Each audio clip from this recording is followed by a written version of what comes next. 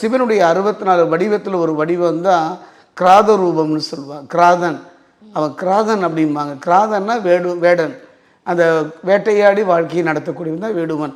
அந்த வடிவத்தை கிராத வடிவம். அவர் என்ன பண்ணுறாருன்னா, சிவபெருமான் இந்த கிராத வடிவம் தாங்கி தான் அர்ஜுனனுக்கு பாசுபதாஸ்திரம் தர்றாரு. அவர் ஒரு தடவை அடர்ந்த காட்டின் வழியாக வர்றார். வரும்பொழுது அங்கே ஒரு அழகான பெண் அந்த அருவியில் குளிக்கிறாங்க.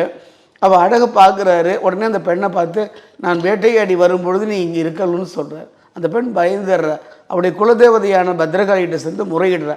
இன்னும் சொல்லும் பொழுது அவள் என்ன பண்ணுறா, அந்த பத்ரகாளி காட்சி அளித்து கவலைப்படாதுன்னு சொல்லி அந்த வடிவத்தில் அவள் தங்குறான்.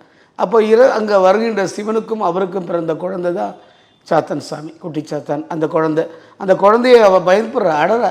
பத்ரகாளி, நான் இன்னும் திருமணமாகலை, இளம் வயது, என் கையில் ஒரு குழந்தைன்னா நான் என்ன பண்ண போகிறேன் கலங்கி நின்ற பொழுது, கவலைப்படாதே, நீ ஒரு மிகப்பெரிய சக்தியை கையில் வச்சுருக்க,